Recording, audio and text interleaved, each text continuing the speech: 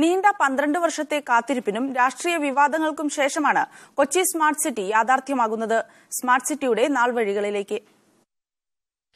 2004 ജൂലൈയിൽ കൊച്ചിയിൽ smart city ആരംഭിക്കാൻ താൽപര്യം പ്രകടിപ്പിച്ച് ദുബായ് സംഘം എത്തിയതോടെ സ്മാർട്ട് സിറ്റി പദ്ധതിയുടെ പ്രാരംഭ പ്രവർത്തനങ്ങൾ ആരംഭിച്ചു.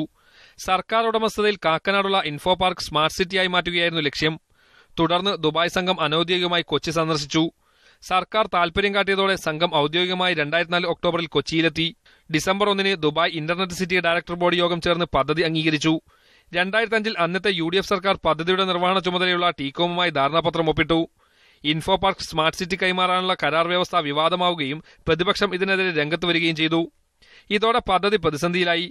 LDF സർക്കാർ അധികാരത്തിലെത്തിയപ്പോൾ ഇൻഫോ പാർക്ക് കൈമാറാനുള്ള വ്യവസ്ഥ റദ്ദാക്കിക്കൊണ്ട് 2007 മെയ് 13 ടീകോം അധികൃതരുമായി പുതിയ കരാർ ഉണ്ടാക്കി.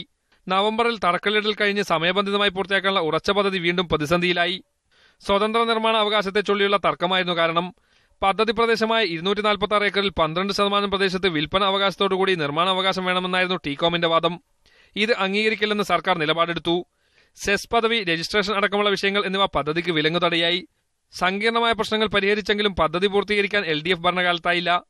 UDF അധികാരത്തിലെത്തി സെസ് പദവി നൽകൽ അടക്കമുള്ള പ്രവർത്തനങ്ങളെ ത്വരിതപ്പെടുത്തിയതോടെ പദ്ധതിക്ക് ജീവൻ വെച്ചു.